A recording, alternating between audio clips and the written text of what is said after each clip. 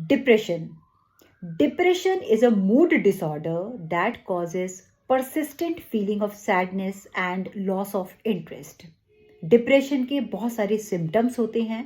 अपने आप को वर्थलेस फील करना, जैसे कि मैं किसी काम का नहीं हूँ, मेरा कोई भी यूज़ नहीं है, सुसाइडल थॉट आना, डेथ के बारे में हमेशा सोचना, नींद ना आना या डिस्टर्ब नींद रहना, डिसीजन ना ले पाना, डिस्टॉर्टेड थॉट्स, हमेशा आपके मन में कुछ ना कुछ चलता रहता है दिमाग में ओवर थिंकिंग की प्रॉब्लम रहती है। तो ये कुछ ऐसे सिम्टम्स हैं जो कि डिप्रेशन में देखे गए हैं।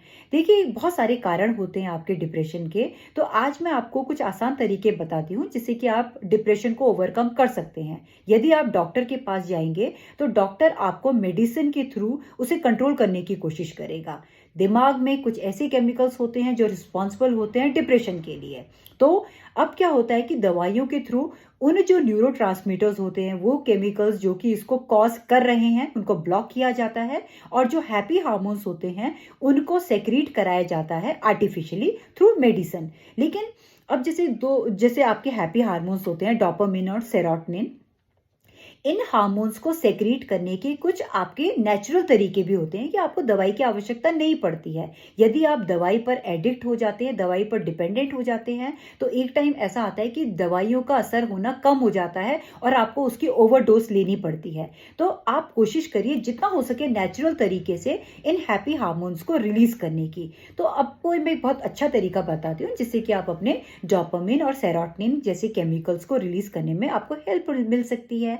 सबसे पहला आपका फिजिकल एक्सरसाइज। आप क्या करेंगे, सुबह जल्दी उठेंगे और ताज़ी हवा जहाँ पर आपकी फ्रेश एयर आती है, आप कम से कम 40 या 45 मिनट्स की रिग्रेस वॉक करेंगे।